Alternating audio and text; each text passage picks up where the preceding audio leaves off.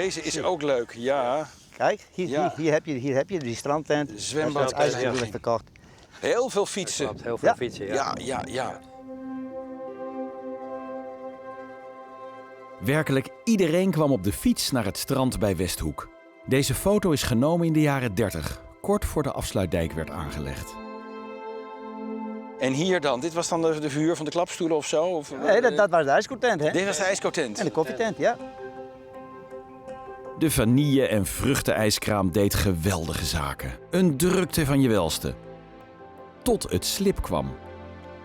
Toen werd het water troebel en dan was het niet meer aangenaam om daarin te zeebaden. Mensen moesten eerst door de slip heen om bij het water te komen. Ja. Kijk, en dat werd steeds erger en erger en erger. Toen was het gebeurd op een gegeven moment. Dus daar kwam je aan in je badpak, Ja. in je hands op. Ja.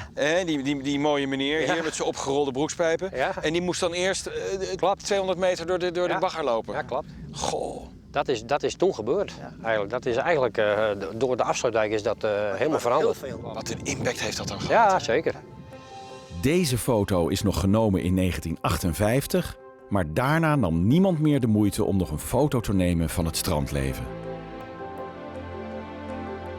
De afsluitdijk Ja. zorgde voor veranderende stroming, Ja. zorgde voor slip. Ja, En het slip heeft de badcultuur eigenlijk Klopt. tot een einde gebracht. ja klopt helemaal. Zo Ja. is het. Ja, het is een prachtig gebied hier. Ja, kunnen jullie het toch wel Ja. Ook waarderen? Terwijl je Zeker. ook weet dat het, Ja, nee, dat het ooit heel anders was. Kijk. Ach, Is ja. het een pracht. Kijk, dit is mooi. Fantastisch. Hè? Ja, dit is mooi. Dankzij al dat slip is ook hier nu een kwelder ontstaan. Westhoek, een paradijs voor vogelaars. Goed je te zien, Bruno. Ja, leuk. Hallo. Het is een aangroeiende kwelder. Maar dit is ook een plek waar met hoogwater enorme aantallen vogels komen overtijen. Dit is een van de grootste hoogwatervluchtplaatsen Ja. in de Waddenzee.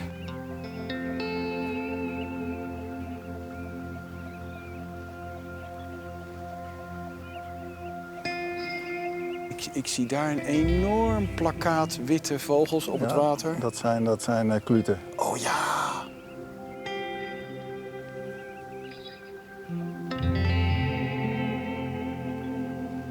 Hoeveel zijn dat er? Dat zijn zeker vele duizenden. Soms moet je ongelooflijk je best doen om een kluut te zien. En Ja. dan staan we te juichen. En hier zien we er duizenden.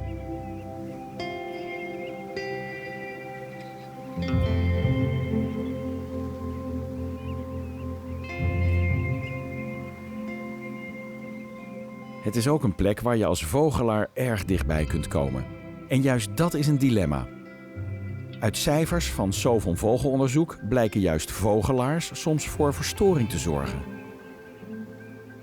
Een van de problemen hier is dat als het water heel hoog is, dan worden ze helemaal naar de kant gedrongen. En dan kunnen ze eigenlijk niet weg. Op de plek dus waar zij willen zitten, Ja, staan en liggen wat mensen. zonder die mensen zouden ze hier staan. Zou ze dichterbij komen? Ja.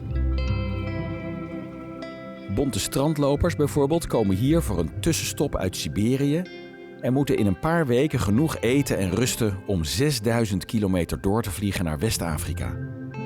Niet handig als ze keer op keer onnodig energie verspillen omdat ze voor ons moeten wegvliegen. Er zijn waarnemingen dat ze helemaal naar Grien vliegen. Dat is 17 kilometer. Dus dat is een enorm energieverlies. Terwijl ze hier juist zijn om vet aan te leggen, om de trektocht naar het zuiden te maken of om te ruien of conditie op te bouwen om als ze hier overwinteren. Kijk, daar gaan de kluten op. Dus ik denk toch dat die naar een andere plek gaan zoeken waar ze kunnen staan.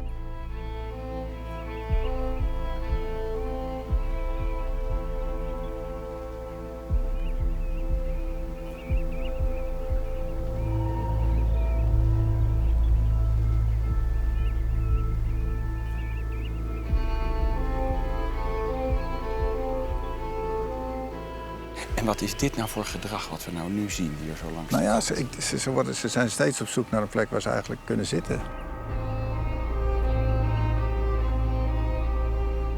Denk je dat ze dat nog nu toch ervaren hier, zeker. deze mensen? En, Dat denk ik wel. Dus ze zou eigenlijk het liefst nou hier willen staan.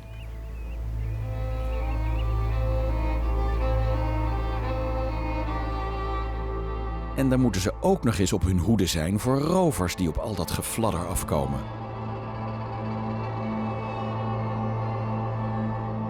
Een slechtvalk. En zelfs een grote mantelmeeuw jaagt op bonte strandlopers.